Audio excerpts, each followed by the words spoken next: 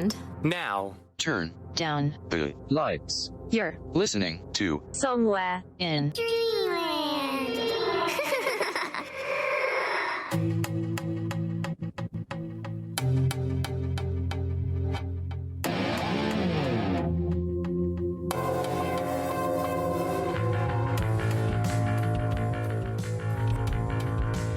Welcome back, dreamers. I'm your host, Ken Mark, and you're listening to Somewhere in Dreamland. Be sure to check out the show on your favorite social media outlets and on the Dreamland website at www.dreamlandpodcast.weebly.com. You can listen to the show live there, check out older episodes, get links to past guests, and find the Dreamland merch store. That's www.dreamlandpodcast.weebly.com. Coming up next week, we have Mike Rickensecker on Monday, May 9th, and we're going to be talking about the Alaskan Triangle, shadow people, and ghosts and legends throughout the U.S. Then on Thursday, May 12th, I'll be picking the brain of internationally renowned psychic medium Erica Buserhain. Now on to tonight's guest. Tonight, I welcome back best-selling author Patrick Meechan. Patrick is the survivor of 2 consecutive yet unrelated haunted houses, one in Holmes County, Ohio, and the other in Tuscarawas County, Ohio. It was through these frightening events that Patrick learned how to engage in spiritual warfare using biblical principles. He now uses his knowledge and experiences to perform deliverances and exorcisms to help others suffering from curses, hauntings, and demonic forces. And I would strongly suggest that you guys pick up Patrick's books on Amazon because they're a couple of fantastically creepy, yet very inspiring reads. Well, Patrick, how in the heck are you, man? It's been way too long. I'm doing well. It has been a while. Yeah, man. Hopefully we won't have any weird experiences this time. Because those experiences, we were talking about it before the show, they kind of seem to follow you around with people that interview you and that sort of thing. I know you and I had a really weird EVP the last time, and it was pretty frightening for me. But you've had quite a few other experiences doing shows like this, haven't you? Yes, I have. I'll never forget you messaged me the night you found that EVP on audio, and I think you just asked me to contact you, and I was like, let me guess. You found an EVP. It was like I just knew, So I was kind of surprised what it was, but it happens. Yeah, it's a weird thing. And then I don't know, man. I've listened to a couple other shows that you were on, and it seems like there's always something. You have problems with phone lines, or it's just kind of the thing that happens whenever you talk about this sort of thing, and they don't really like it, do they? No, they don't. And when we say they, we're talking about the Kingdom of Darkness, my perspective in my writing and what my angle on the whole paranormal field has been is basically a study of the demonic using biblical principles, and they do not like being exposed, So I feel that that's life. I feel like, our life on this earth is a battlefield, between heaven and hell. And between the powers of good and the powers of darkness. So, it's to be expected when you're exposing the powers of darkness. They're not going to just allow you to do that without fighting back. Yeah, I agree. And it is it's very important when you're bringing things like that to light to protect yourself as well. Absolutely. Well, I know the last time you were on the show, we went into pretty heavy detail about your book and your encounters at the house in Holmes County. Your book was Nightmare in Holmes County, and great book, man. Both of your books I love. I absolutely love them. Thank you. Yeah, I reread 225th Street, and same thing, man. It makes the hair on my arm stand up. It's a creepy tale, man, and I couldn't imagine. I try to put myself in your perspective when I was reading that, because it is a firsthand account of what happened to you there. And it was butted up directly behind your encounters in Holmes County, right? Yeah, I went from one house which ended in a successful exorcism or cleansing of the property, right into 225th Street. You know, I've stated before, I moved into 225th Street not knowing there were any issues with that house, knowing nothing about the history of the house other than the year it was born. I'm sorry, the year it was built. That's an interesting way of saying it. Born. Yeah. Other than the year it was built. And I knew that I was buying it from a realtor who had bought it at a sheriff's sale and was flipping the house. That's all I knew. You know, so I start writing Nightmare in Holmes County into 25th Street. And then, you know, as things began to progress with, you know, my experiences with the paranormal, and then finding out, you know, from a neighbor that that house was haunted also. At that point, I put Nightmare in Holmes County on the back burner, and I knew that at that time, the first editions of the books were to be written with 225th Street being written first. I knew I had to put all my energy into researching the history of that house. And then I later released Nightmare in Holmes County in 2015. 2011 was the year of the release of the first edition of 225th Street. Now, both are re-released in 2021. In the second editions have a lot more information on what all has continued and happened, you know, since that time. With Nightmare in Holmes County, you know, I ended that book, the original first edition, with my deliverance. But things happened since that time as I researched in Holmes County and things of that nature. So all of that information was continued, you know, in the second edition. And that you did. I mean, you really had to get your hands dirty investigating this. And I appreciate that about the book, because that took a lot of work to uncover some of the things that you did. And it took a lot of guts for you to actually ask people that used to live in this house, like, what their experiences were. I know a lot of times that couldn't have been easy at all. Yeah. Imagine it kind of, the phone calls kind of went like this. You know, I would call someone and I would introduce myself, and I would say, you have every right to think I'm crazy for what I'm going to ask you, but I need to ask you some questions. Did you ever have anything strange happen when you lived in that house? You know, that's kind of how my phone calls started off. And pretty much they would just be like, yeah, the place is haunted, you know. And then they would start going into their stories. Interestingly enough, as I contacted some of the older folks in that town where 225th Street is located, as I contacted some of them, weird things happened when I called them. Like the phones would disconnect for no reason. At one point, I was talking to an individual, and I could hear his wife in the background. I mean, she figured out what we were talking about because he started, you know, I was asking him about the family that lived there originally, and asking him about the individual who committed suicide in the house.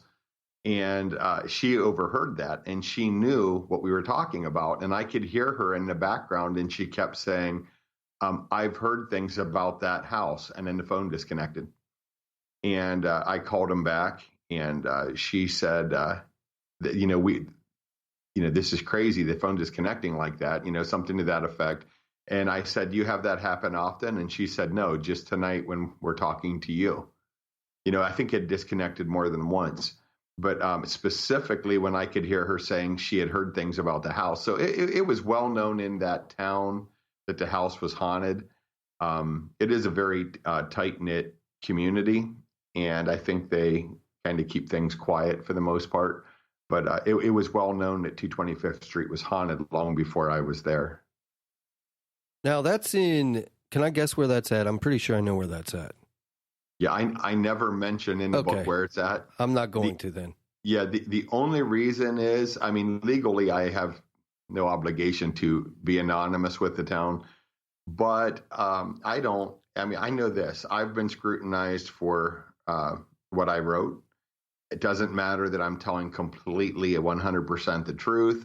You're still always going to be scrutinized. And I feel like that story, the story of the house and the haunting, is more important than specifically identifying every single person involved. Like I said, legally I could, because there's nothing that would be libel or, defamation of any kind, me telling those stories. So they are true. Obviously, if I'm writing them, I've done the research and I know they're true. I can prove it. So there's nothing as far as any type of defamation or me being liable in any way. If I did say, if I started naming names and told the town and everything, I just, out of respect to those people, I know what it's like to be scrutinized, and just out of respect to them, I don't want to put them through that. Yeah, I get it, man. I respect that about you. Yeah, so, it is a small town in Tuscarawas County. I can say that much. I think. Well, there's a few small towns in Tuscarawas County, but I think that for the most part, people that know that area can piece that together and figure it out. I'm sure there's people who have. There's people in the community who have. There's people who know me very well and knew me at the time when I moved in, and so they knew exactly what was going on. There's a story in the second edition of a young lady that used to cut my hair when I lived in Holmes County. Very nice girl. She's had experiences of her own. So when I was living in Holmes County, it got to the point where, I'm kind of jumping back and forth, but I'm going to bring it all together here in a second. But when I lived in Holmes County, she cut my hair, and we talked. When, you're getting your hair cut, you talk to the beautician, whatever. And she said, look, I had shared with her that I was having things happen in my house in Holmes County. And she said, I totally believe you. And she told me multiple experiences she had when she lived in Arizona, very creepy experiences. So she was fully on board and knew I was telling the truth. Well, when I had moved out of Holmes County then and moved into 225th Street, we had talked. And so when the book came out, she went to the house. She knew right where it was. And she said she just pulled in the driveway and sat there for a minute looking at the house and then left. And the next morning, she experienced in her home some of the exact same things that had happened to others at 225th Street with manipulation of clocks. That was one of the reoccurring things there. Your clocks would be manipulated in very strange manners just to mess with you. So you would know that it was paranormal, And she experienced that just because she went and checked out the house and sat in the driveway for a minute, and then left. So, she certainly knows. She knows right where the house is. And there's people that figure it out. It's just, as far as I'm concerned, I don't want to, I don't want to be real public with all of that. No, I get it, man. I respect that about you, for sure. Mm-hmm. So I want to back up for a minute, if we could. Okay. So how soon after you moved into 225th Street did you actually start noticing something was off? Because it seems like from reading the book, it didn't take too long. It didn't, but at first it was like it was very subtle. Like the very first night I was in the house, I'm in this little L-shaped bedroom that was across the landing from the bedroom that I ended up choosing as my master bedroom. And I'm in that room with my cats, and we're just sleeping on the floor because I had just moved in. I did not, have my bedroom set up or anything yet. And I'm laying there on the floor, and I'm staring at this closet door. And I was just thinking about, I'm just kind of looking at the woodwork and thinking, about, the guy that, whoever did this woodwork did a good job, something to that effect. And out of nowhere, it was like, I heard, and I've had these experiences in the past. If you read, both books, you'll know what I'm talking about. Sometimes I feel like I'm being given a message, and the message at that time, it was like, it was not my own thought process. It was like something was speaking to me. I believe that was the Holy Spirit warning me. And the warning was out of nowhere. I heard a voice, it was like in my spirit, I heard a voice say, "You know nothing about the history of this house." And then I thought to myself, that's true. I don't know anything about the history of this house. And I said, a pretty generic spiritual warfare prayer, similar to how I had learned to pray in my haunted house in Holmes County. And I thought that was interesting. But I thought, I'm in a new house in a new town. This is all new to me. That's why I thought that, But as time wore on, I began having other little strange things happen. One night, my mother had come to visit me. She's very, very helpful. My mother's a widow. My father was murdered when I was a teenager, and I have a very close relationship with my mother. So we talk a lot. She's a prayer warrior. She definitely was very, very helpful and instrumental in my, previous haunted house, But she had stopped to see me and was helping me with trying to get things unpacked and whatnot at the house. And she had left. And I was standing in the front living room later on, and I was putting on my shoes to go out and take care of my dogs. And I heard my door slam. Like there was the front door, and then there was a heavy screen door on the outside. It sounded like the door slammed loudly. And I thought, what in the world? That door was shut. Mom left an hour or more ago. She didn't leave the door open. I just looked at the door. The door was shut, But I heard that loud slam of the door. And I thought, what in the world? That's strange. Another very strange thing. And I outline in the second edition, because when I wrote the first edition, I could not explain this. But in the second edition, I think I have a pretty good explanation of why this next thing occurred. I would notice at night, I would be going around locking up all the doors. I'm one of those people that I do not leave my doors unlocked. I don't generally trust people. I think if you leave your doors unlocked, you're just inviting somebody to come in and break in and steal your belongings, whatever, Agreed. So I would go around at night and just check all the doors, make sure everything was locked up, and then I would go upstairs to go to bed. But I would notice as I did that, as I started up the staircase to go to bed, I would have this overwhelming feeling that I was being watched. And I would stop and I would turn around and I would look across the living room. And this thought would always come into my mind. I would think, this reminds me of what it would feel like to be in a funeral home alone after hours. And I would specifically think of a local funeral home that I'm familiar with where, they've had some of my relatives as calling hours and whatnot when they passed away. And I would specifically think of that funeral home, and I would think, this reminds me of what it would feel like to be there after hours alone. It was a very strange feeling. Like, why? What a weird thought. Why would I think that? And then one of the worst things that happened before I was actually flat out told the house is haunted.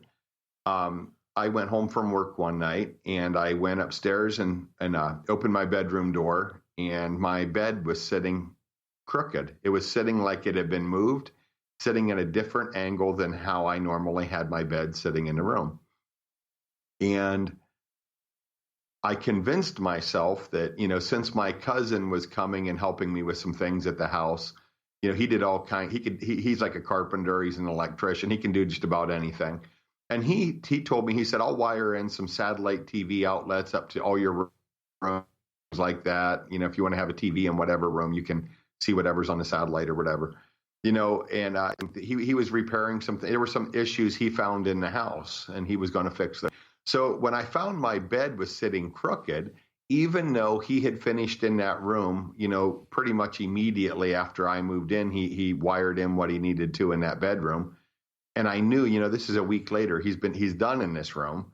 But I thought, I have no explanation for this. So I'm assuming he must have come here today and he checked something and he moved my bed.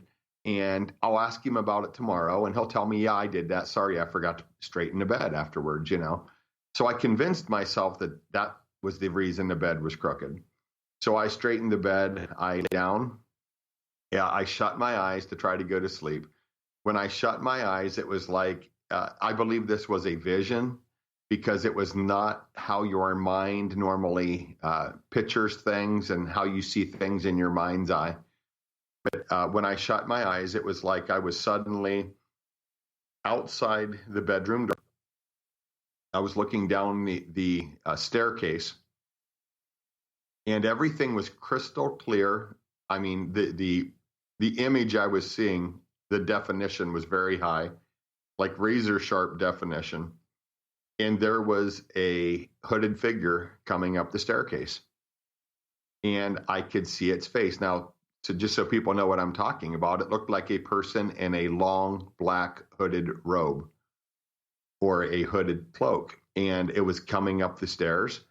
I could see its face, and it looked like it had the complexion of a body in a casket, and it looked like an old man. He was somewhat round-shouldered, like he was a little bit slouched the way he was coming up the stairs. And he had a creepy grin on his face. And when this happened, I saw it. I opened my eyes, and I thought, what was that? I thought, I'm not scared. I'm sure my cousin moved my bed. This house is not haunted. It can't be. How could I have 2 haunted houses in a row? That's impossible. And I thought, there's no way. I don't know where this is coming from. I shut my eyes, boom, there I am again outside the bedroom door, looking down the staircase.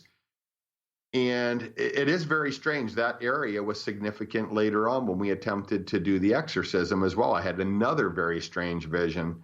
The interesting part, I told that happened that night where I saw the hooded figure in a vision. It happened, I believe, 3 to 4 times, probably around 4 times. And I said again a generic spiritual warfare prayer, and I shut my eyes, the image was gone. And I told 4 people about the experience. And when I would tell them, I would say, I'm sure there's nothing to this, but listen to what happened. And I would share that experience. And, I would always say, there's no way this house is haunted. It can't be. What are the chances of living in 2 consecutive haunted houses in a row? And, the obvious question a lot of people have asked me over the years, well, how do you know something didn't follow you from Holmes County? So my answer to that is, number one, the exorcism we performed on the property in the home in Holmes County was successful. And that house sold almost immediately after we did that. The activity in the house stopped after we did that. And the fact that the house sold and I moved was evidence that was a very successful exorcism. But so I knew nothing followed me because of that. But also, as it turned out, 225th Street was haunted long before I was born. There was already problems there. So this was known to be haunted in that community long before I moved in 2010. So that's basically how things went, though. And shortly after that experience, there were some other things as well. But my neighbor came over one day and introduced himself, and then he came back the next day. And me and my mother, my sister, and my brother-in-law were on the porch talking. They had stopped to see me, and they were visiting with me. And he walked over. He lived 2 houses away. He walked over to my yard and came up to the front steps and started, talking with us again. And he basically welcomed me to the community. He told me, you're welcome here. If you need anything, you let us know. We all help each other around here. He was an electrician, other people had other trades they were good at. And he said, we all help each other. And he said, so I just want you to know that you're welcome here. And I said, well, thank you. I appreciate that. And he said, well, that's the good news. Now for the bad news. And I knew exactly what he was going to say. And I cut him off at that point before he could continue. I said, you're going to tell me my house is haunted. And his eyes got big. His mouth dropped open. And he said, yeah, man, it is. He said, some dude killed himself in your basement a long time ago. And I knew it. At that point, I was like, okay, it's haunted. I'm not crazy. These things are really happening. It's not coincidence. And at that point, I knew then that Nightmare in Holmes County was to be written second. It was to be written as a prequel to 225th Street, which was how they ended up being released originally. And I knew that I was to put all my energy into researching 225th Street. And I knew that the title of the book was to be the address of the house. It was like that was all downloaded to my spirit immediately that I was supposed to do that, So that's kind of how the writing of the book came about. That was the beginning stages. Yeah, you cleared up a big question for me, because I know that I've heard you say before, and I think you said it on my show, that 225th Street was a prequel to, Nightmare in Holmes County. And I'm like, how in the heck was it a prequel if it happened after? But now it makes sense to me. You cleared that up for me, man. Yeah, and when they were re-released in 2021, they were released in proper chronological order. Nightmare in Holmes County was released in January, and then I believe it was later in March, 225th Street was released in 2021, the second editions. I can tell you, I'm not going to guarantee you that there'll never be a third edition of 225th Street, because there has been so much strange activity has continued. I shared a little bit of that in the second edition, but things have happened since then that I believe are directly related to the house. It's funny. I've had confirmation that this story is true, that these things are true. What I'm saying is true so many times, even since then. I got COVID in December and was fortunate to be able to get monoclonal antibody shots. And the doctor who agreed to do this for me, one of the girls working for him contacted me. And just in our conversation over the phone, setting up an appointment, she totally confirmed to me that, this whole story with that house is all true. And, she had a connection there. She totally knew it was true, and just through a simple conversation about where we lived. And, that's how that all came about. But there's so much, it just continues, that is a house that, as I share in the book, we tried to exorcise that house and it was unsuccessful. I believe there's multiple reasons why, but, I think, the individual who committed suicide in the basement, his blood's still down there. And I think you're going to have a big problem getting rid of spirits that are attached to that. You actually have pictures in the book of that, and it's pretty crazy, man. It really is. Yeah. I just want to be sure that you absolutely don't feel like the one in Holmes County and this one are connected in any way, shape, or form. Is that right?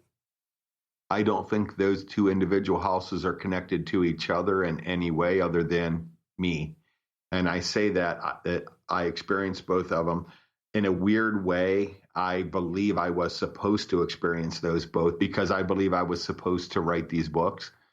It would be awesome if they've both hit number one now, which is kind of cool in their category on Amazon. That's all cool. But it would be great if writing the books was life-changing from the point of view of that's all I did now was write books. That would be awesome.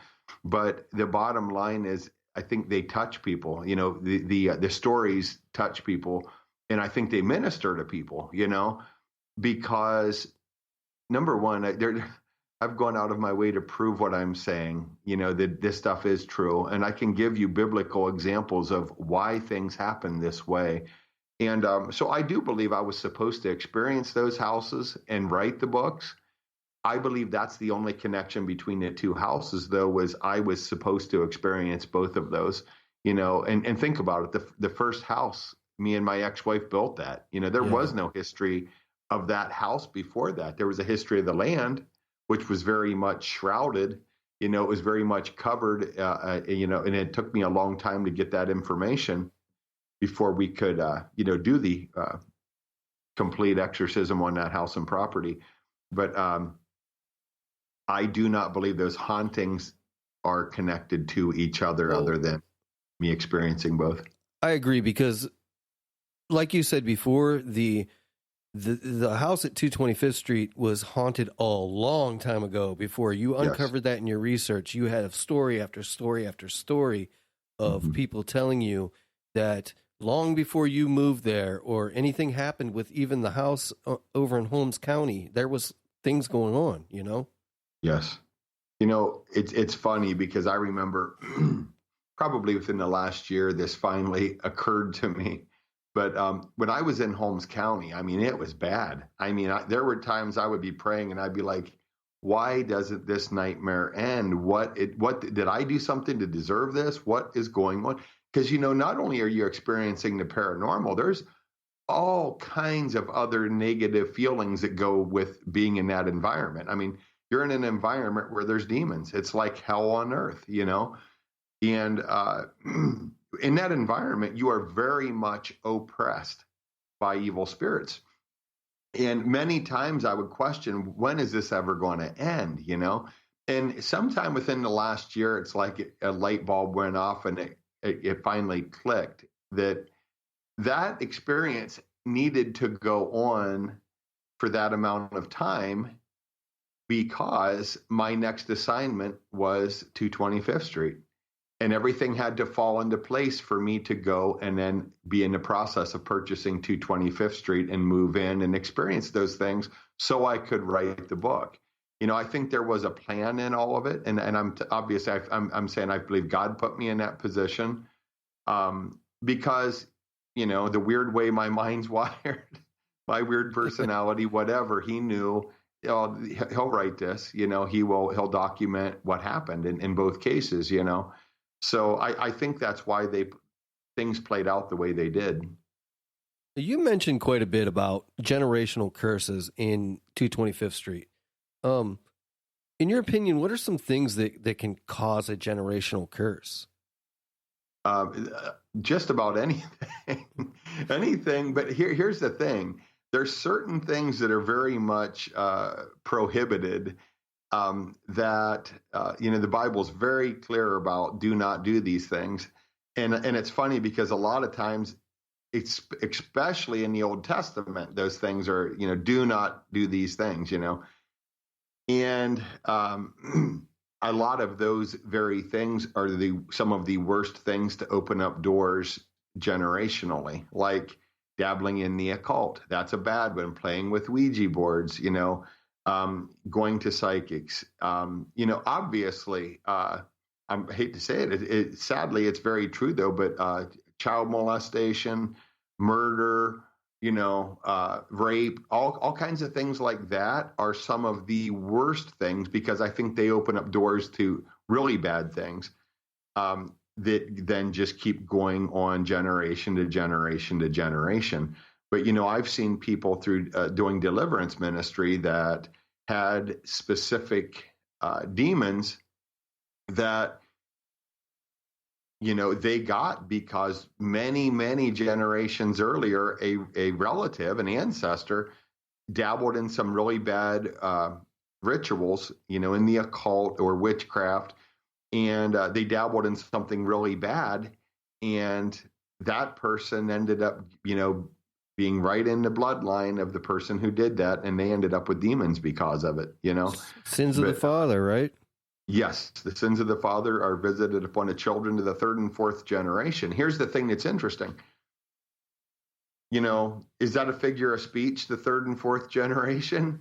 Because the thing to me is like, okay, I don't see that it generally just stops at the third or fourth generation. I think that is saying it goes on and on and on.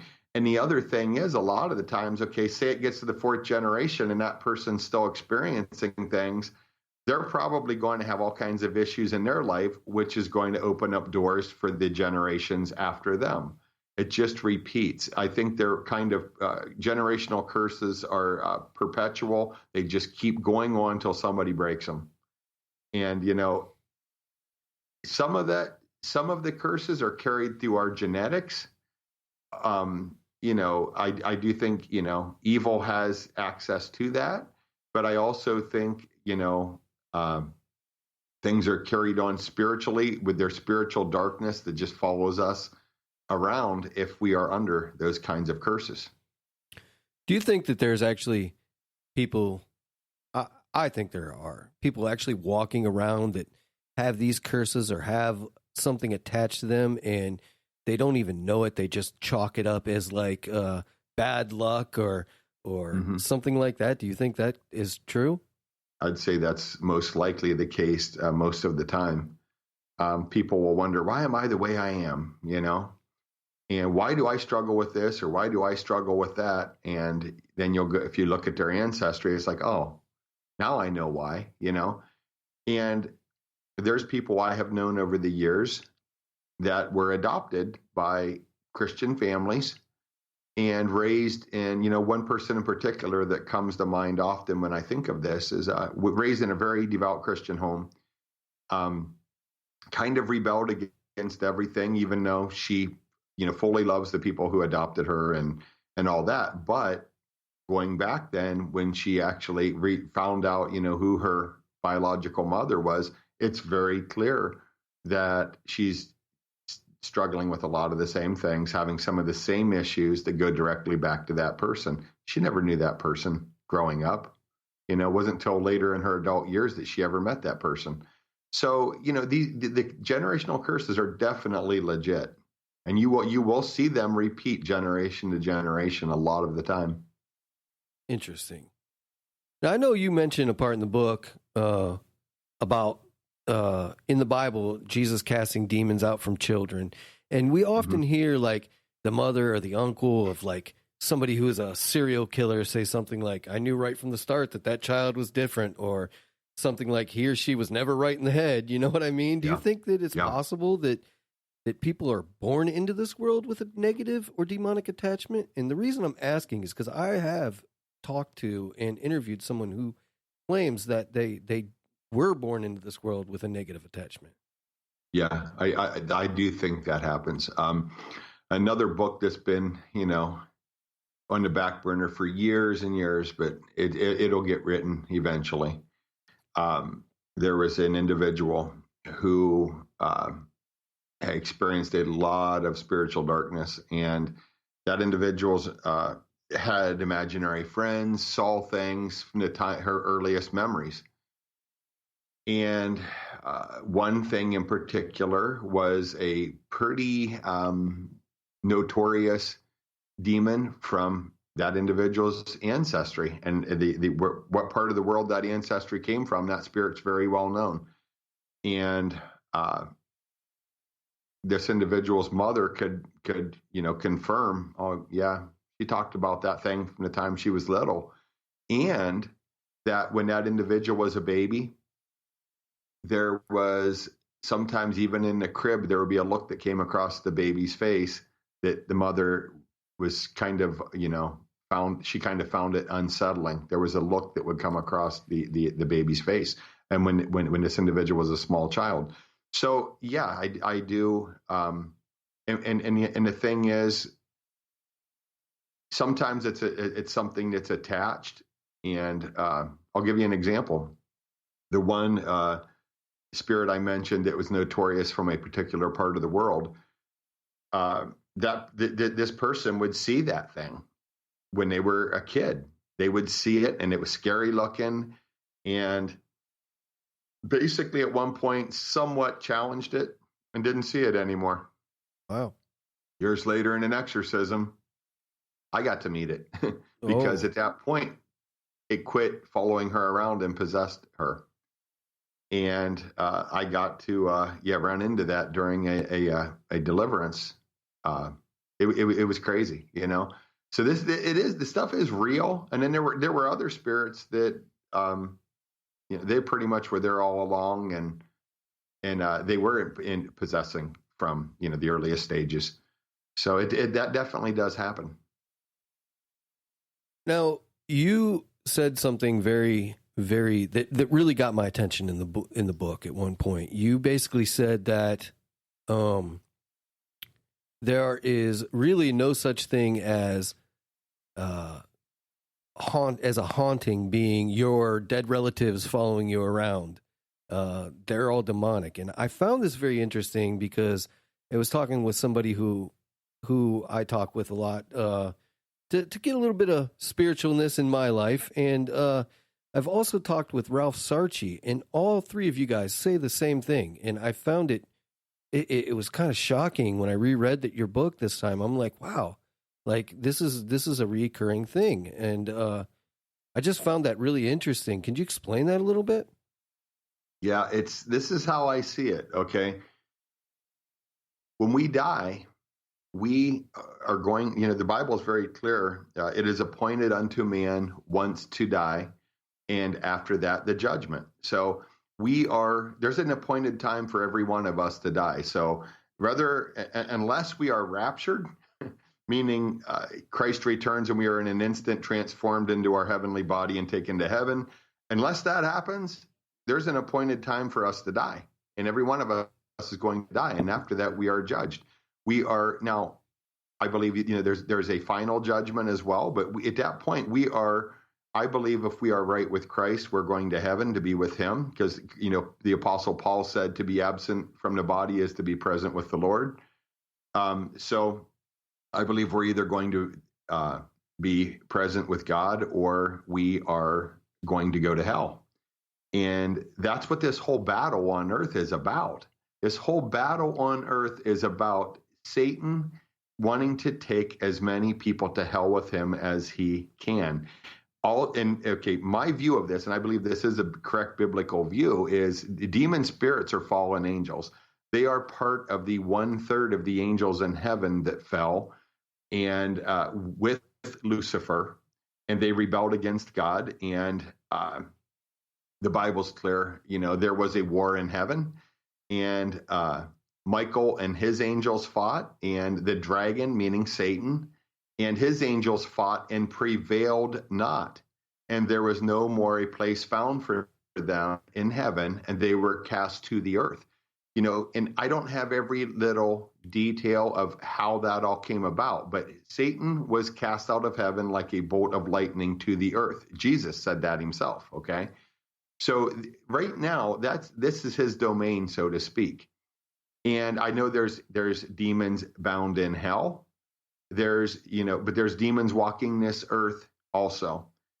They can't, the Bible's clear that demons can appear as an angel of light. The Apostle Paul made that very clear. And if anything even appears to be an angel of light and comes and brings a different gospel than the gospel that Paul preached, don't have anything to do with it. Avoid it, reject it, because that's how deceptive demons are. They are liars, first and foremost. And here's the thing, they lost that battle in heaven, and they are unredeemable. Human beings are redeemable. We can sin and do terrible things, and if we come to repentance, if we ask for forgiveness and we are sincere, we're forgiven. We are redeemed, okay? Jesus paid for everything we've done. He paid the price for that with his own blood, with his life, so we can be redeemed and have all that washed away. And in his eyes, like it never happened in the first place, that's called justification. So we are then justified in God's eyes. Okay. But this whole battle on earth, through the deception that these demons are trying to basically portray onto to us. So we're to confuse us and deceive us. Part of that is in the paranormal realm, because these are spiritual beings. They want to deceive you. One of the worst things, spirits out there, I believe, and there's a lot of false doctrine in the church because of this, but is because of what the Bible calls seducing spirits. And seducing spirits basically produce through mankind doctrines of devils. And the doctrines of devils are always going to be something that tells you, and a seducing spirit is always going to tell you in some way, you don't have to be saved. you don't have to worry about going to hell. You can, that's not really true. You can do what you want and avoid that. Well, one way of looking at that is, well, if I die, I can just stay here and I can haunt people, and I can follow my loved ones around and stay in this house. That's not biblical, okay? And I believe that whole idea comes from a seducing spirit. So, and like I said, a lot of doctrines in the church, same thing. But that is what I believe, when we experience hauntings, when there's a haunted environment, it is always going to be because something very bad happened and opened a door to the demonic. And the demonic will take that open door and say, thank you very much. And they will enter in through that. And they will then, once they're inside, they build a stronghold. And a stronghold could be considered what, I'm going to quote Bob Larson because I like his term on this. He calls it an infrastructure of evil. They build this whole infrastructure in that environment, in people's lives that come into that environment, to make a stronghold so they're harder to get rid of. Okay? So that's, when you come into like a haunted environment, it's always because there was a door open somewhere. And that is what caused the demons to have a legal right to be there. So, demons can appear. If they can appear as an angel of light, well, they can certainly appear as a person who died there or a dead relative or whatever. They can do all of those things. So, and again, the purpose is for deception. What I didn't mention yet, and I will elaborate on a little more now, the vision of the hooded figure. I knew nothing about that history of the house or the individual who built the house, or that there had even been a suicide in that house on March 1st, 1958. But that vision, which I fully believe happened on March 1st, 2010, what I saw in that vision looked like the old man who did commit suicide in the basement in 1958 on March 1st. I knew none of that. Okay.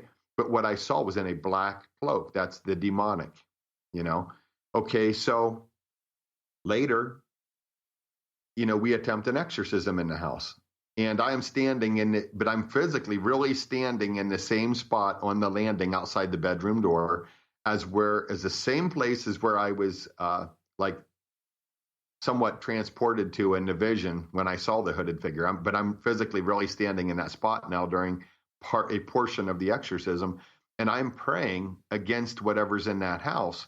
And I had another vision, and I saw a guy that I judged to be around 30 years old, a little bit shorter than me. I'm 6'4", so he was around 6 feet tall. A medium build, brown hair. He was staring me down like he hated me. And I actually said when it happened, I knew whatever it was demonic, and it was studying me to see if I really had enough faith to go toe to toe with them. And I mean them, meaning the spirits in the house. And I said out loud to the people present with me, I said, something just sized me up. And then it like disappeared down the staircase. Okay. As it turned out, there was another individual, which I knew none of this at that time. There was another individual who had moved in to that house in the around 2006 and died a pretty traumatic death, a pretty horrific death while he lived in the house. He was around 30 years old, around 6 feet tall, medium build, brown hair. I knew none of that stuff. This guy fit the description of that individual. I do not believe that was him. I do not believe that what I saw in the vision was certainly not the individual who committed suicide in the house. But I believe it was demons in the house that were directly involved in those deaths. And therefore, they were portraying themselves as being those individuals. For me, people talk about residual hauntings. Oh, that's a residual haunting. That's just like a tape replaying itself, a tape of, people that had lived there before replaying itself, whatever. I don't believe that's what a residual haunting really is. I believe when you have these incidences where you have something that keeps reoccurring and it's related to an individual who had lived in that house, I think that it's directly related to whatever happened in that house that gave the demon spirits a legal right to be there. And they're replaying it because they're arrogant. And most people don't know that's what they're doing. They're like, oh, it's a residual haunting. No, it's not. They're telling you very arrogantly why they're there. You just aren't seeing it, you know? So, I do believe that is hauntings are demonic by nature. That's what they are. I will say, I think it could be possible to see a ghost right after an individual passes away. And I say that because, I've talked to people. I used to have a blog talk show, and I interviewed people that had these kinds of experiences. But one of them was an individual named Brian Melvin. And Brian Melvin had an experience where he died and was later came back to life. He was dead for a short period of time. But he said when he actually passed away, he did not know he was dead at first, and he floated out of his body, and he's like, what? I feel great. All of a sudden, I don't feel sick anymore, and didn't need his glasses anymore. Everything, he could see really good.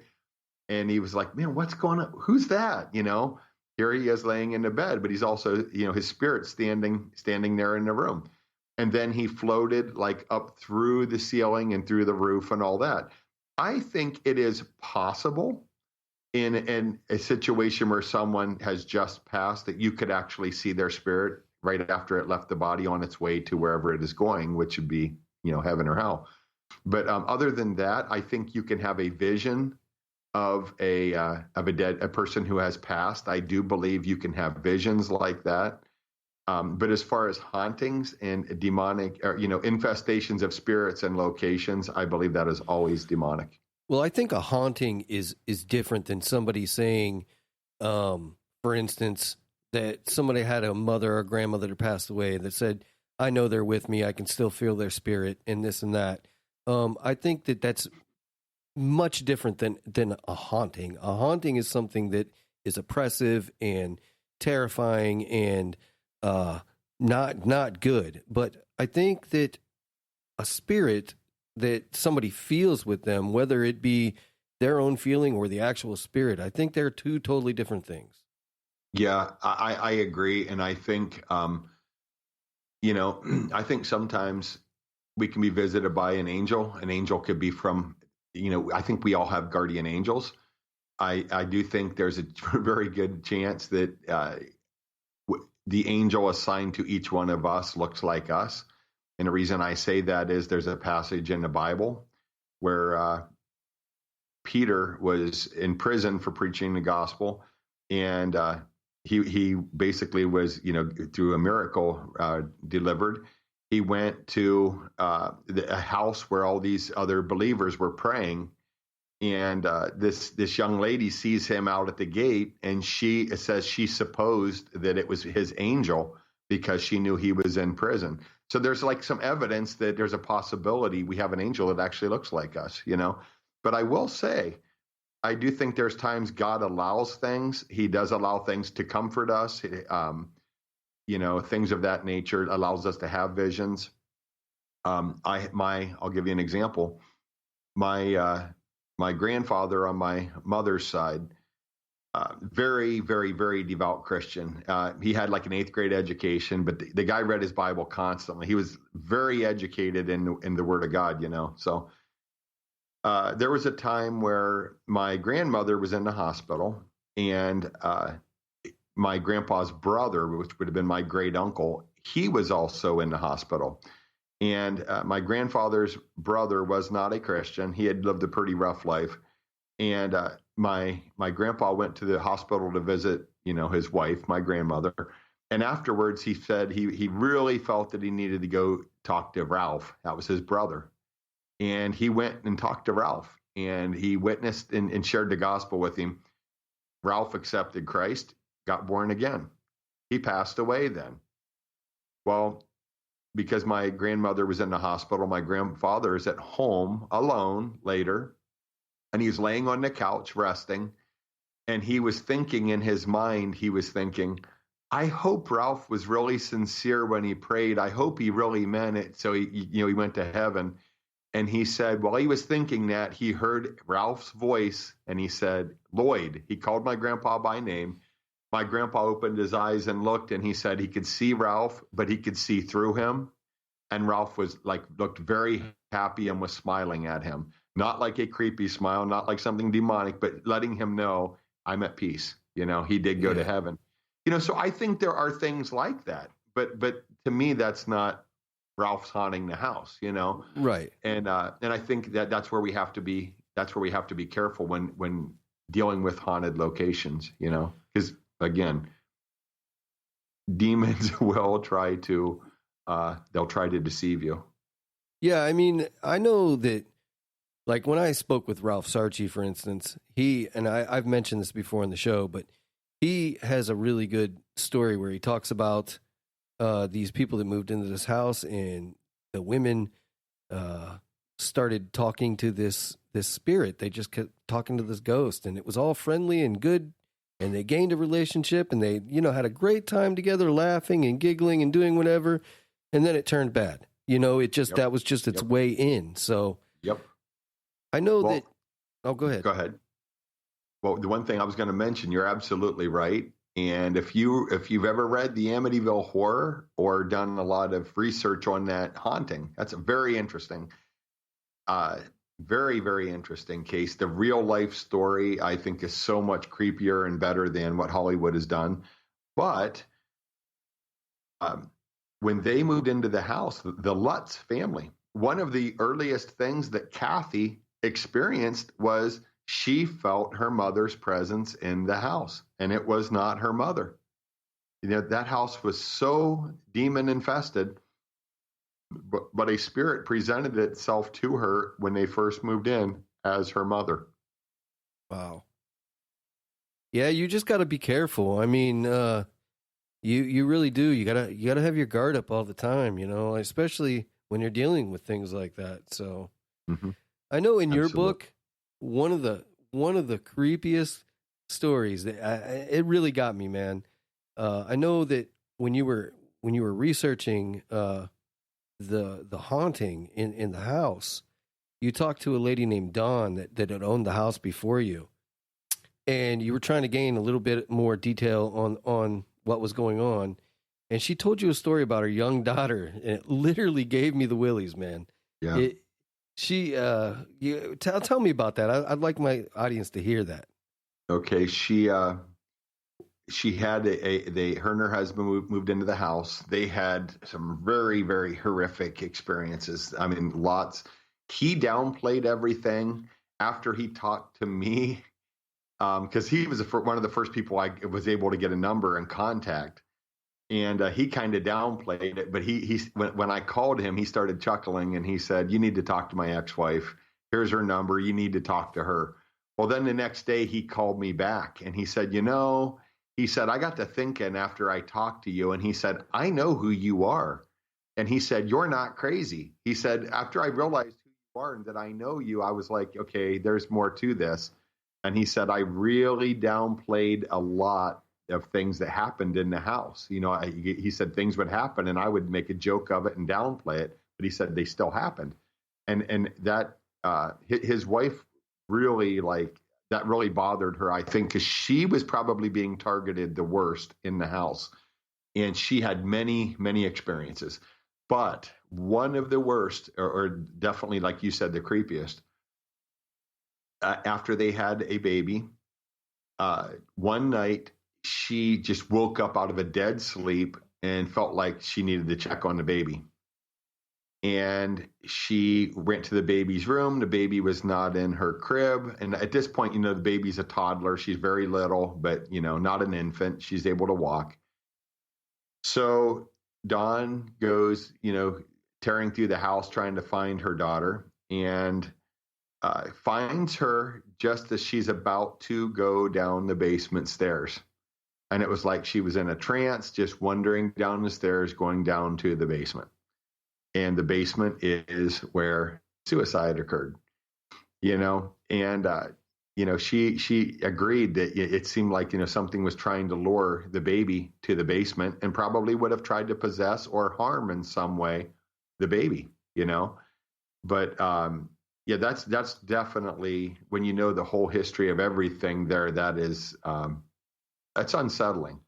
Yeah, for sure. And that's the thing. During your research, you uncovered so much. I think you uncovered more than you thought you were going to, didn't you? Yeah, I did. Yeah, because literally everybody that has lived there has experienced one thing or another.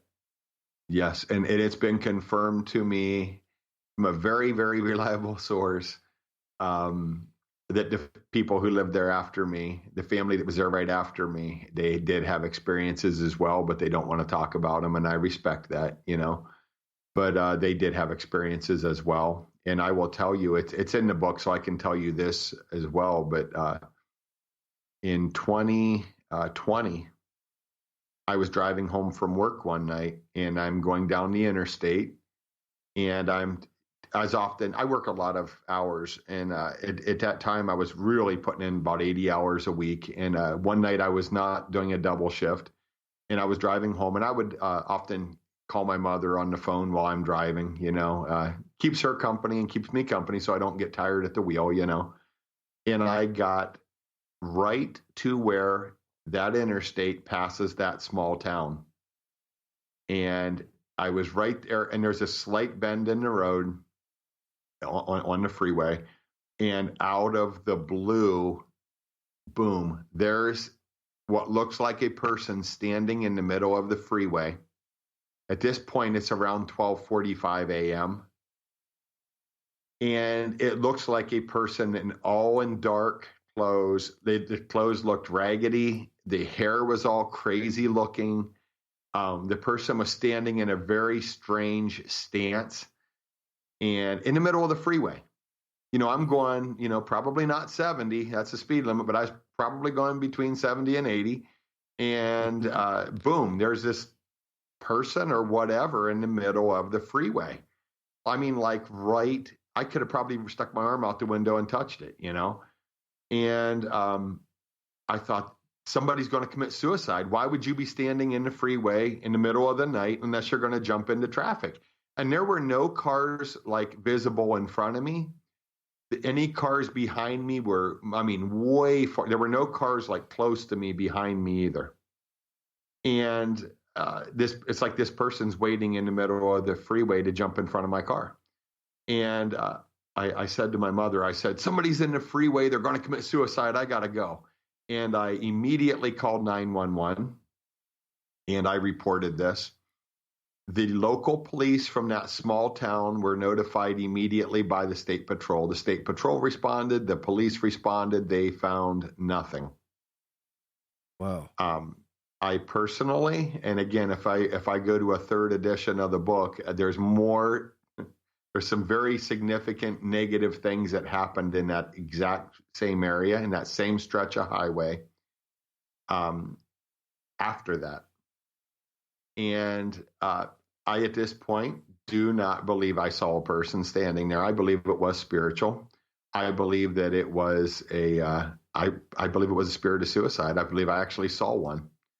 Sounds crazy, but what I saw did not look like an actual, it was in the shape of a person, but it was like I could see a silhouette. How is it my headlights hit this thing, but all I see is a black shape of a person? It was very strange. As it turned out, I started piecing this together, after the fact, but many, many, many years earlier, I was in a building owned by an individual I know. And I was in the building by myself, and it was in the evening. And as I was, going from one section of that building into another section, I had at this doorway, I had another vision, and it looked. I saw on the other side of the door something that looked just like this thing I saw on the freeway. It looked like it had straggly long hair, the black, raggedy looking clothes, like you can't like make out exactly the clothes, but everything looks torn up and raggedy, like, and it's all black. And as I found out later, that building used to be the local jail. I had been told this, and I confirmed it then, that building, according to some local police, that building used to be the jail many, many years earlier, and that there was a suicide there in that building. There was somebody hanged themselves. And I found the newspaper article for the suicide in the jail. So I do think that that is what I saw in the freeway right at that town, and just it's amazing how these things just continue. Yeah. Well, like you said, I think that God has a purpose for you, and that is your purpose is to try to maybe help people and rid the earth of some of these things. And to be honest with you, I think it was well said in your book that that's really a Christian's purpose in this life, because Jesus commissioned Christians to do just that, right? Yeah, absolutely. And the sad part is the church is pretty much AWOL right now, absent without leave. We are in a war. Earth's a battlefield between heaven and hell. This is where it goes down. In the heavenlies and in the atmosphere around the earth, there are spiritual battles between angels and demons. I do believe that. I believe those battles go on in the unseen realm on the earth. But we are to be, the people are to be doing, the spiritual battle here as well. And sadly, I think the church is AWOL. The Bible uses all kinds of military terms. Put on the whole armor of God. Obviously, if you're to put on armor, you're a soldier and you're in a war. And every piece of that armor has a meaning, and it has a purpose in this battle. And the Bible talks about the sword of the Spirit. It talks about fighting the good fight of faith. All these things on and on, over and over. But the church has lost its way. And I hate to say that. I'm just being honest. Do you think that's by design, Patrick? Do you think that it's been compromised to that fact that it's by design? Yes, by Satan's design, yes. Right. Because he infiltrates, and remember I mentioned seducing spirits and doctrines of devils. He enters through, a lot of times, doctrine and false doctrine that does not line up with Scripture. And then the church is compromised, and then you compromise a little here, and then a little here, and then a little here. And before you know it, the idea of casting out demons is crazy. And people who believe in that are crazy. Stay away from them. Don't talk to them. They're weird, whatever. Well, I might be weird, but guess what? I still know what I'm supposed to be doing, and I know what you're supposed to be doing, and they're not. They're not doing what they're supposed to be doing. It's the church has become a social club. I know many of these mega churches, they have purposely removed the crosses, removed any religious symbol, because they don't want to offend people, because they want numbers, and they get numbers. There's a large church in my community that I call it a compound. When I look at it, it looks like a prison, except it doesn't have the barbed wire fence around it, but it's a prison. No, you can't look at that and tell, hey, that's a church. You can't tell. They won't even call their sanctuary a sanctuary, because that's a judgmental word. That's a word that conjures up in people's minds religion, and they don't want religion, So they call their sanctuary the big room. Like, no, call it what it is. In their case, it's probably not a sanctuary anyway, because the Holy Spirit probably doesn't, manifest there much. But, and I hate to say that, I'm just being honest. The church has lost its way. They've adopted all kinds of false doctrine. And if you look at what the Great Commission says, they're doing a little bit of it, because in some ways they are preaching the gospel a little bit. But, they're leaving out, what are the signs that will follow them who believe? Jesus said, this is what he said in the Great Commission. So this is extremely important right before he goes back to heaven. he's giving us final instructions. And he said, go to the ends of the earth and preach the gospel to every creature. He who believes and is baptized shall be saved, but he who believes not shall be damned, meaning condemned to hell. And he said, these signs shall follow those who believe. The very first sign, there's a list of signs that follow those who believe. The very first sign is, in my name they shall cast out devils. So the churches and the pastors who've never cast out a devil don't want to talk about it, don't want to hear about it. You want to deny that? I'm sorry, you are not fulfilling the Great Commission and you've lost your way. That's reality. Agreed. That view makes me a lot of enemies, and that's just life. You know. I was going to ask you, how are you treated differently? Do you feel at your own church now that you've written these books and had these experiences and came out with it? Do you feel like people look at you a little different? Absolutely. Yeah, there is no doubt in my mind about that. Another book I started about spiritual warfare, I shared a story. That book is in the works, but I share a story of a few years ago. I was going to a small church, and there was an individual who I could tell, he used to live a pretty worldly life, and I could tell now he wants to follow God. This guy's a good guy, and he wants to follow God. I could see that, And he talked to me one Sunday after church, and he just told me some things he was struggling with. And I, understanding spiritual warfare, because what I had been through, I just shared some little tips on, hey, try praying like this, try doing this. Well, the following week, I go in the restroom after church, and I'm in there washing my hands, and he comes in.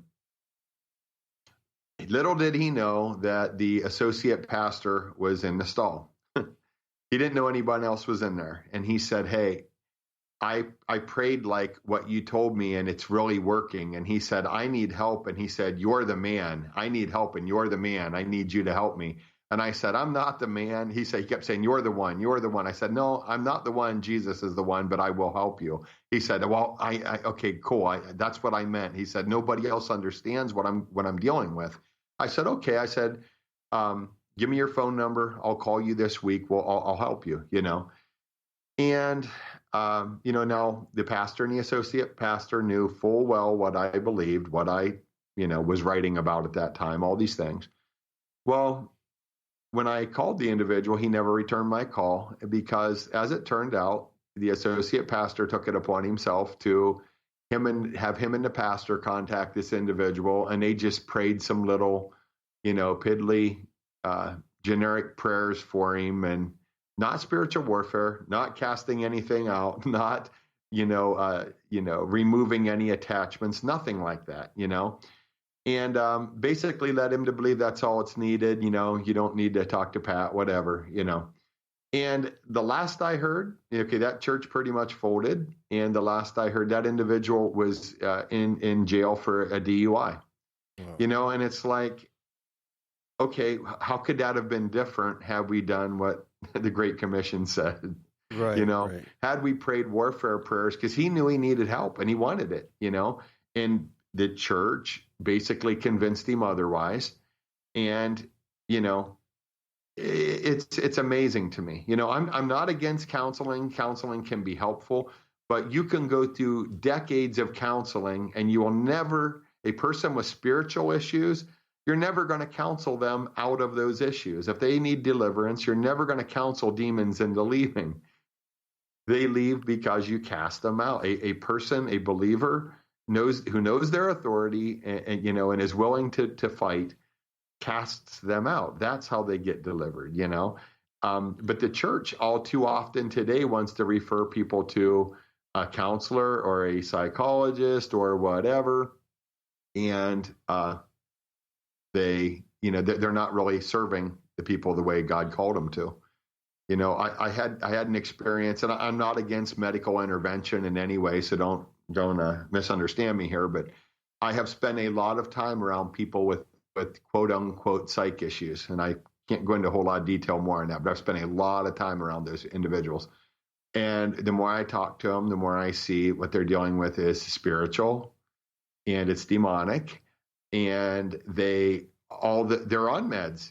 They go to a psych doctor routinely. He's got them on all kinds of meds. The behavior continues. The issues continue. They're not getting healed. They're not getting delivered of what they're dealing with. One individual in particular was talking in my presence, was talking to her psych doctor. And she was like, you have me on 7 drugs and I'm still having the same problems. I'm not getting any help. And you have me on 7 medications. And then he was like, well, what are you experiencing? Whatever. And she was like, I see dead people. Okay. Do you think that's normal? Do you see dead people? I bet you don't. Do you think it's normal that I do? I mean, she's basically going off on him because she's at wit's end. And she's having, horrible feelings, and, having to deal with very negative emotions and feelings of, wanting to, harm herself because she can't get help, and all too often it's like, the church is referring people to medical help that is not going to solve the problem because the problem's spiritual. Right. And I'm not saying there's never medical issues. Sometimes there truly are, and that's where the medical side of things needs to be implemented. But when it's spiritual, it has to be dealt with spiritually. In the medical field, they just over medicate that. When I got to speak with Ralph Sarchi in depth, that's one of the things that we spoke about was how it's very hard sometimes to discern people with medical issues and people with possession. It's a very fine line, almost like what you would say someone who's genius and someone who maybe has, one of the like Rain Man. You know what I mean? It's a very fine line, man. And sometimes they crisscross and jump back and forth, and it's a weird thing. And to go into that, you have to really, really use every bit of your psychology and your spirituality and everything to try to discern which way it is, Yes. And I feel like this, if there are legitimate psychological issues, then that poor individual is probably going to be targeted by the demonic because there's already an issue that can be exploited. Yeah. So they're going to be targeted, which again, you talk about children with demons or, people that already have issues, and then they're targeted by demons. Well, the devil doesn't play fair. That's reality. The devil does not play fair. People expect like somehow the devil's going to be nice. No, he's not, And, a couple of things, John Wesley is someone that I very much appreciate and I respect his ministry and what he did. In my opinion, he's probably the greatest evangelist since the Apostle Paul. But he, the Methodist churches, the Nazarene churches, most Pentecostal churches, holiness churches of every kind, they're rooted somewhere in the teachings of John Wesley, all of them. Yet most of them won't get into casting out demons. But if you look at what John Wesley really dealt with, he dealt with demons all the time, and he cast demons out of people. But John Wesley had a friend who ran an insane asylum. And he said to that individual, have you ever considered that some of the patients could be demonized? And his doctor friend who ran the asylum said, I've often considered that they all are, and I do think there's some truth in that. If there's, let's say there is a legit issue that is psychological, the devil's going to take advantage of that and mess with that individual even worse. That's just sad, but that's how it is. And when you talk about the medical, it can be not just psychological. There can be medical issues that are full on demonic. And, I share a case of that in the second edition of 225th Street. An individual, very, very spiritual, very strong, very devout Christian who had a demonic attachment from that house. had health issues from it, had no idea that there was an attachment. And my sister is who it came to her first. She realized what was going on and pointed it out, and she was right, And that stuff's real. There's a case that I'm going to be sharing in a future book I'm working on now, where there was a haunted house in Ohio, in a town in Ohio, not close to me. I had to do a little bit of driving to get there. A friend of mine went with me, and my brother-in-law went with me, and my friend drove us. So it was a little bit of a haul to get to that location. But the house was very haunted. One of the family members had one of the most fatal forms of cancer that you can have. Like, pretty much you will not survive pancreatic cancer, okay? This individual had cancer in brain cancer and pancreatic cancer and lung cancer. And through talking to the family, I was like, you know what? I think this person got possessed in this house. And I'm curious if any of that cancer is linked to the demonic, and there's a spiritual connection there.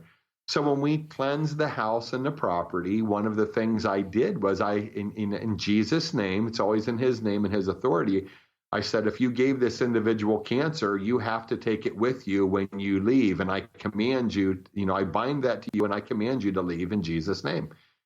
Well, that individual went back to the doctor. This was in 2014 in December, okay? That individual is still alive to this day, still has some cancer that's being treated in his lung. The brain cancer and the pancreatic cancer were gone when he went back to the doctor. Wow. Okay. That clearly was linked to he became possessed in the house. And there was a particular story I will share in this future book that led me to an experience he had that led me to believe that he actually became possessed in the house. But that's how serious this stuff is, and the Bible talks about spirits of infirmity. You can have a spirit that causes you physical sickness, Oh yeah. If you just do a little bit of digging on demonology or demonic possession, you find that time and time and time again. It is something that is recurring. Somebody with a severe illness, somebody who, even right to the point of Annalisa Michelle, right? The one of the most famous ones. They thought she had epilepsy. Am I right? Yes. And several other crazy, mental things going on. And who knows, man? I mean, I think that was a legit possession. I've heard those tapes, and that scared the living crap out of me, Yeah, that was 100% legit. If you go research way back into the early stages right before that possession started, I think that there were some things that she had opened up doors thinking she was doing the right thing. A spirit claiming to be, it's funny because there was a movie, and I have not seen the movie, but it looked interesting to me, called Unholy. And it, from the previews that I saw, kind of led to believe that the story was that there were a spirit passing itself off as the Virgin Mary and being deceiving, and I believe that is legit. I believe that does happen.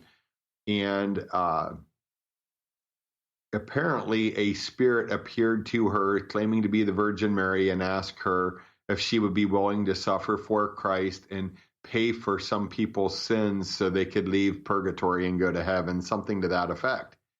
And her trying to do the right thing agreed. Well, the reality is that opened her up. She agreed to she came into agreement with the suffering that was then inflicted upon her.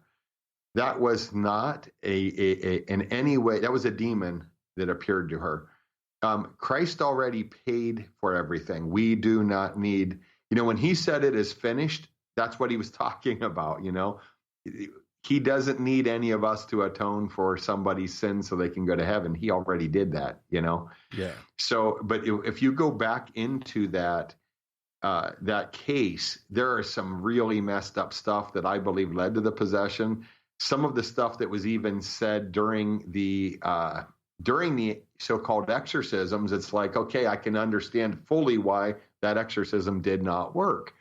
And, you don't cast out demons in the name of the Archangel Michael or in the name of the Virgin Mary. You do it. Jesus said, in my name. That's it. There's one mediator between God and man, and that's Jesus Christ. There's not another name we can use. His name's above every other name, and it's through that name that there's power and authority over this.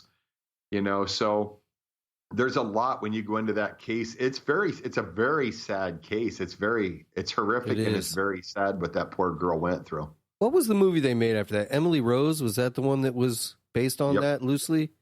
Yes, The Exorcism of Emily Rose. Yeah. Well, I want to get back to a little bit from the book, man. Okay. You mentioned quite a bit about objects being able to be possessed. Mm-hmm. I was wondering, like, if you have first of all, let me start with this. How does an object get a demonic attachment or get possessed? If it's used in some kind of a ritual or something that, if it's used in some kind of a ritual that is not godly, something that represents evil, something that is symbolic of evil, anything like that will open up that object to demonic attachments. But I'm going to say this, being owned by a very demonic individual there will likely be demonic attachments. I mean, you have to be really careful. When I buy used guitars, this will sound funny, but I pray over them. I don't know what somebody else played on that guitar. I don't know what that person was into, whatever, Yeah. But there's a confirmed story of a bed that Aleister Crowley had slept in, and that bed had demonic attachments. Aleister Crowley, to those who don't know, is one of the most evil men who has ever lived. His nickname was the Beast 666. He is behind. I mean, he's really, Anton LaVey basically stole a lot of Aleister Crowley's ideas when he wrote the Satanic Bible, Mm-hmm. But again, go back to Jimmy Page from Led Zeppelin, guitar player for Led Zeppelin. He either still lives or lived for many years in a mansion that had been owned by Aleister Crowley. Guess where it's at? On Loch Ness. Yeah. Pretty interesting stuff. Ozzy did too, I very believe. haunted Ozzy location. And when you get into Jimmy Page dabbles in the occult, and he's in over his head. No question about it. And a lot of people say that had a lot to do with Led Zeppelin breaking up as a band. He dabbled in some bad things, So that definitely that causes all kinds of issues. But there was a documented case of a bed that Aleister Crowley had slept in, having demonic attachments. I know a story that is pretty horrific. There was a very, very talented artist. This guy's paintings were insane. They were so good. The detail was unbelievable. This individual, for most of his life, was highly respected and regarded for his artistic abilities. But as it turned out, that individual was a pedophile. He died in a medical part of a prison because of this. He basically, the things he left behind, his artwork, which was unbelievable. I mean, extremely beautiful paintings. And one of his family members had some of his paintings, and there was paranormal activity in that individual's life because of that.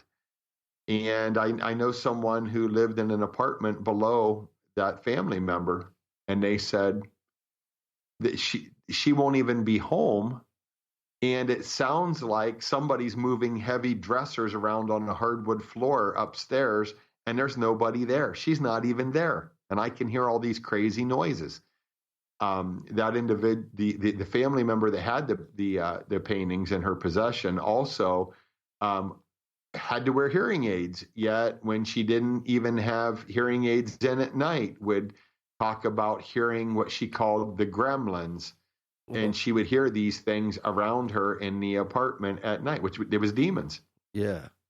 You know, because she had things that individual who was very demonic, I hate to say it, but it's the truth, that very talented individual was also very much demonic. And the things that he put, his work into, which was his painting, demonic attachments went with it. So, I'll tell you, I have a running theory, and something I've done a little research in myself is I think that there are quite a few pretty famous people out there that are dabbling and have dabbled and possibly have sold their souls to get where they're at. And I just want to know what you thought about that.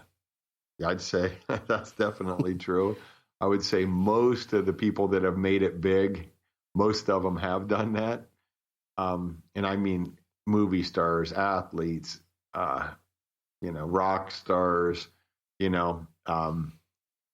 pretty much. I mean, when you look at their lives, look at what they're promoting, Yeah. And most of them have sold out, and they know they sold out, I think a lot of them have made deals to get where they're at, That is why they make the kind of music they make, or make the kind of films they make, or, they're an athlete, but yet they're constantly throwing up demonic hand signs, In gangs, one of their big things for identifying themselves as being part of a gang is gang hand symbols. That's how they identify themselves to each other. Well, some of these, the same people are same kinds of people are they're athletes, and they understand that. So that is why they're identifying themselves with who they're linked to. And that's why they'll throw up, Illuminati, and which, I'm sorry, that's all real. There is a satanic agenda in this world. And that's why they are identifying themselves as being part of that. But if you look at what a lot of them say regarding pretty much anything in real life, it's like always on the wrong side of the argument. It's always what they support is evil.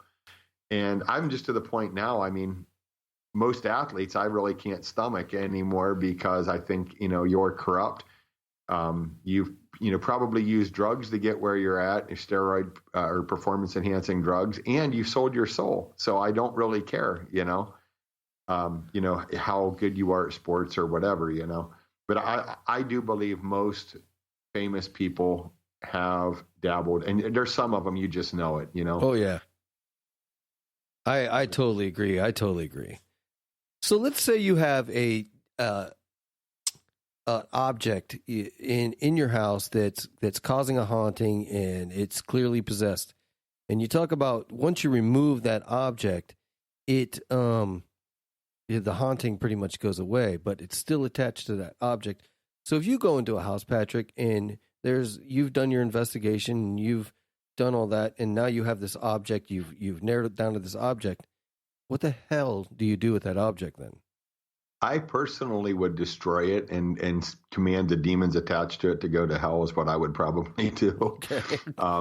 That's, I think that would be the safest thing to do. I get what the Warrens are doing and what Zach Bagans does. I get that. There's that name. I don't like that guy.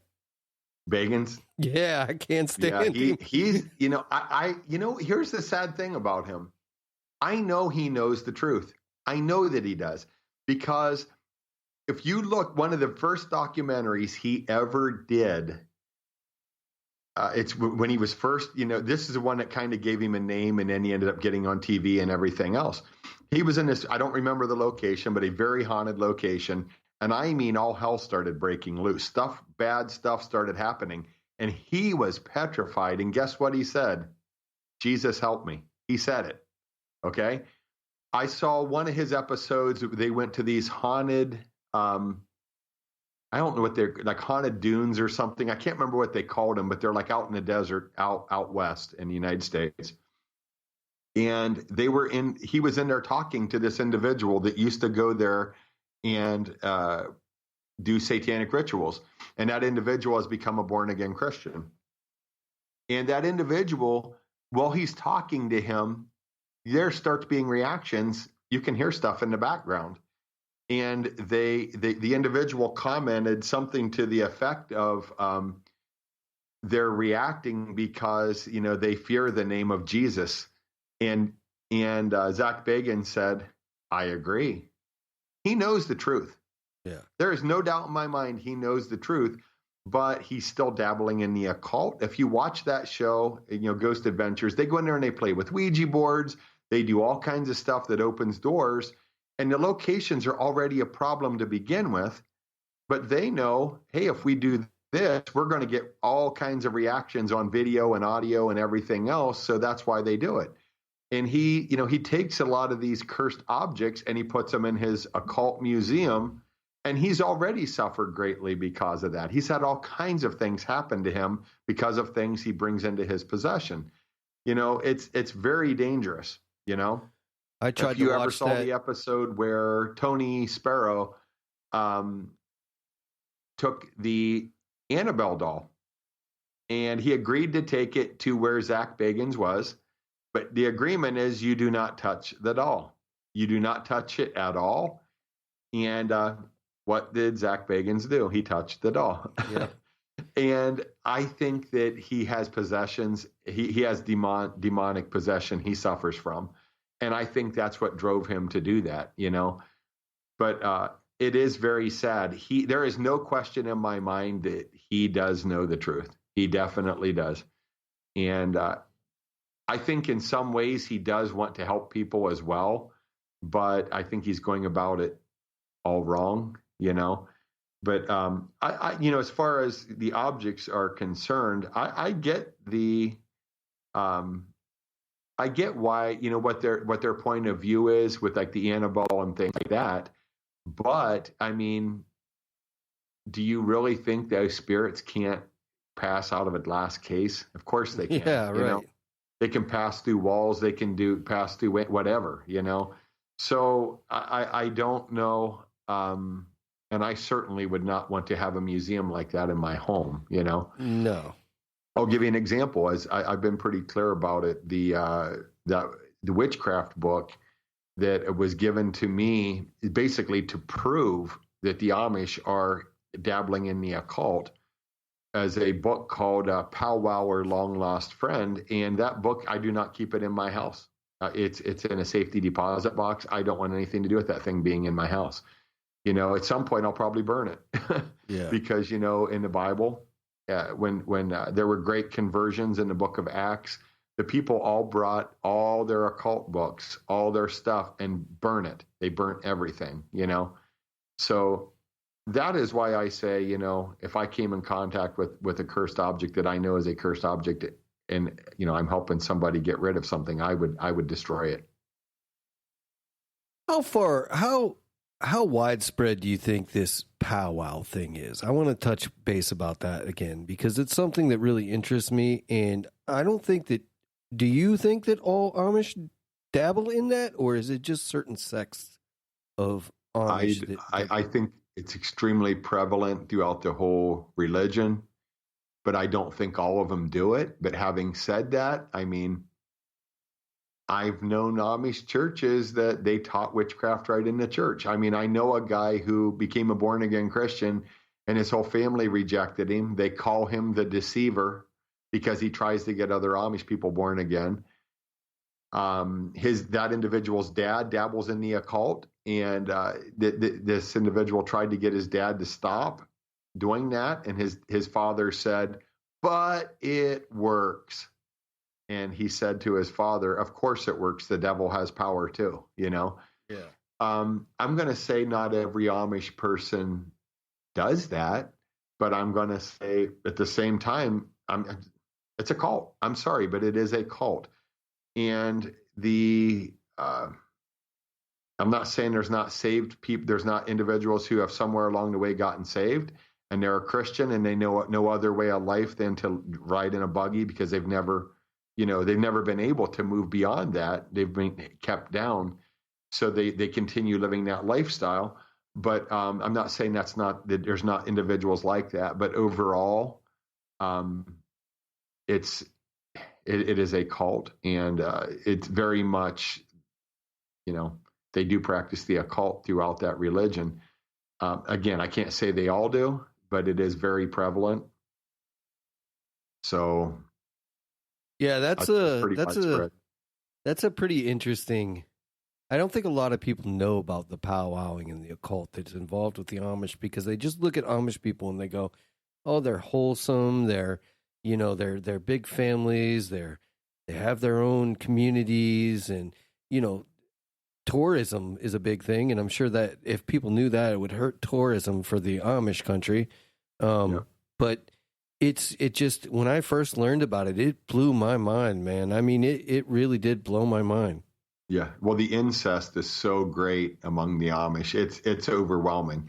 I had a nurse I used to work with, and she lived in Holmes County, grew up in Holmes County. And she said to me, all that stuff you're saying in your book, she goes, it's all true. And I know it's all true. She said, this is what she told me. She said, the average Amish girl's first child is either to her dad or her brother. That's how bad the incest is. Wow. Okay. And it's all covered up. They adopt the kids out. A lot of them are born with severe birth defects because of this. It's real. They don't want people to know it. It is the truth. Truth's truth. And, it's funny. Ever since I came out with the first edition of Nightmare in Holmes County, I lost friends over that. And so be it. But they didn't want to believe that was true. Well, too bad. It is true, But since that time, there's been numerous news articles of the abuse and the incest and all these things. It's been on the news multiple times. I will tell you something somewhat interesting. I have not seen the latest Paranormal Activity movie, but I know it has to do with the Amish. And the interesting part was in October of 2017, I had contacted Oren Peli, who is the producer of those movies. And I sent him a copy of my video trailer for Nightmare in Holmes County. Now, in that video, I take you right to, it's like 15 minutes long, and I take you right to some of the satanic meeting sites in Holmes County. And I show you the evidence, okay?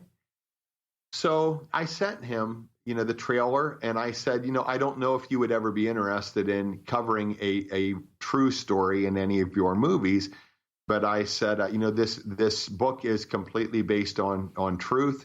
And I said, I will tell you, though, I do write from a religious perspective and from a Christian perspective. And I said, but the story is fascinating and it is all true.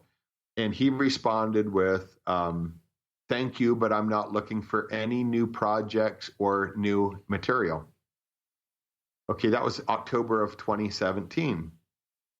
Fast forward to October of 2021, and the new Paranormal Activity movie came out.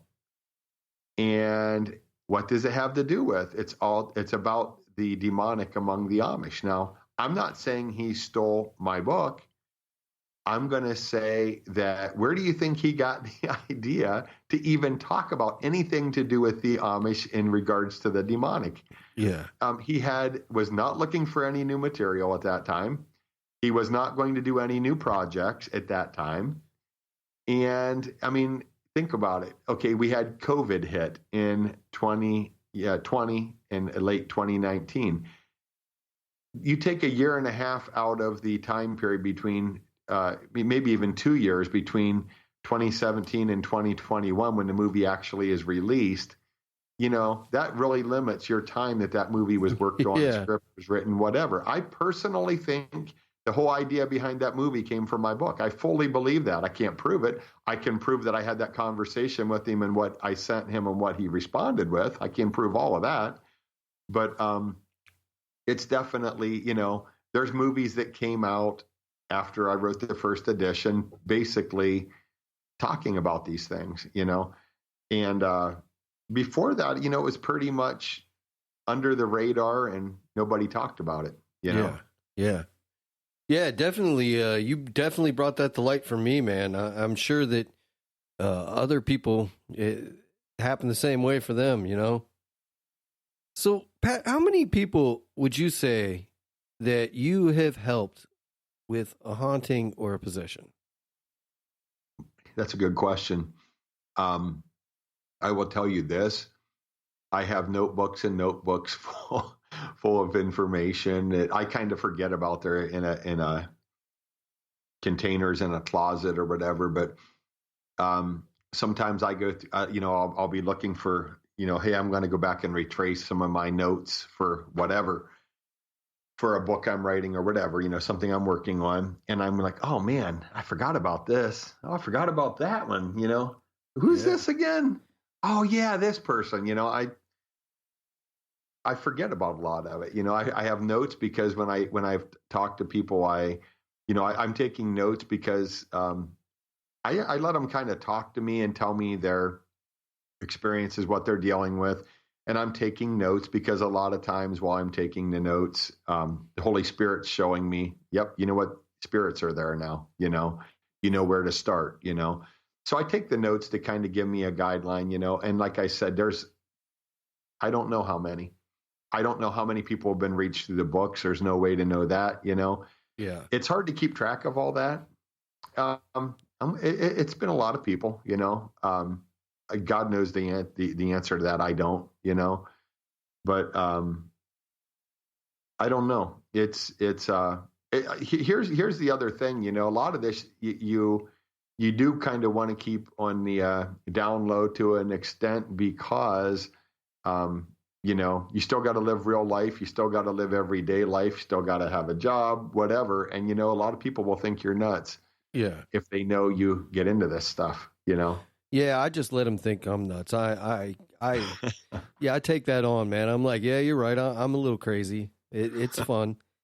But. Yeah, I'm kind of, I don't have any choice at this point. Once your name's out there attached to this stuff, what do you do? Yeah, right. Yeah, even my wife thinks I'm weird, but that's why she married me, because I'm weird and I have the face of an angel, So what would you? Oh, go ahead. Go ahead. I was just going to ask, what would you say was the biggest thing that you took away or learned from both of your experiences in Holmes County and in Tuscarawas County? What was the biggest thing you took from that? I'm going to say overall, the bottom line is what it all comes down to is one thing, and that's the Bible is true.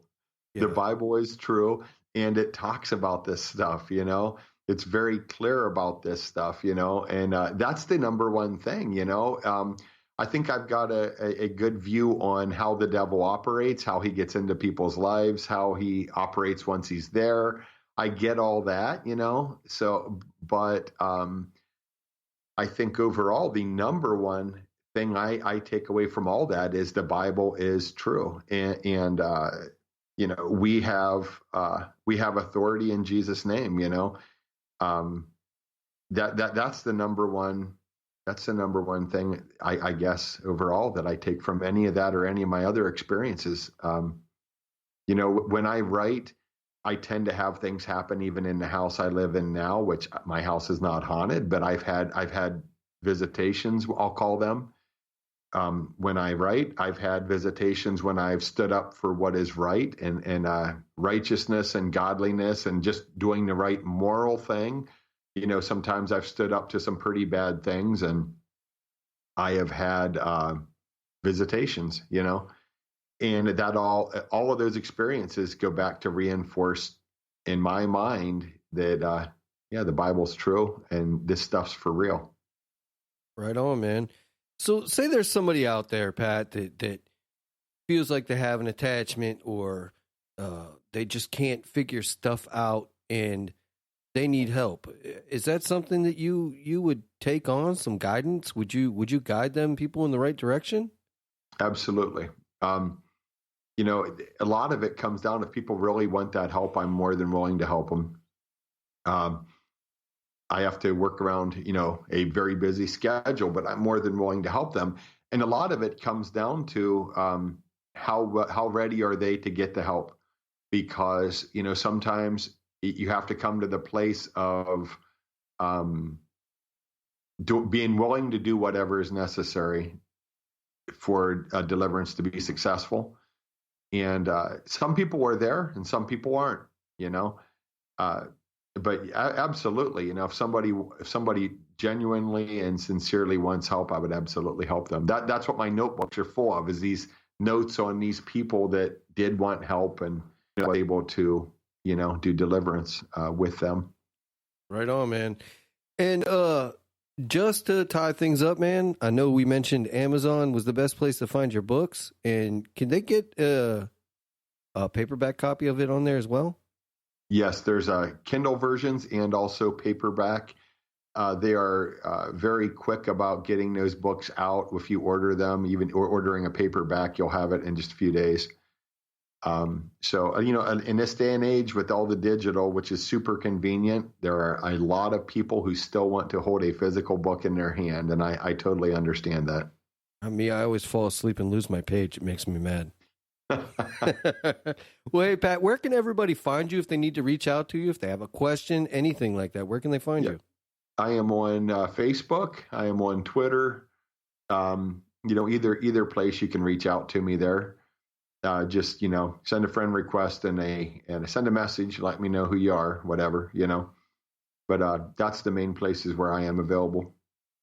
Awesome. All right, Pat. Well, I really appreciate you coming on, man, and especially in short notice like you did, man. You saved me for sure, and I appreciate it. Absolutely. And I appreciate the opportunity. It's always a pleasure being on your program and talking about these things. I think we both find them very interesting, and it's nice talking. It's nice, conversing with someone who's like-minded, Yeah, man. I mean, here's the thing. Like, I've said it time and time and time again, everybody's out there making these things to be, they play the X-Files music behind it, or this person's just crazy, that person's just crazy. How about we just talk about it? That's all. That's all. Any of us, just give us the respect to talk about it and to work it out. And who knows what you'll learn just by talking to somebody who thinks a little different than you.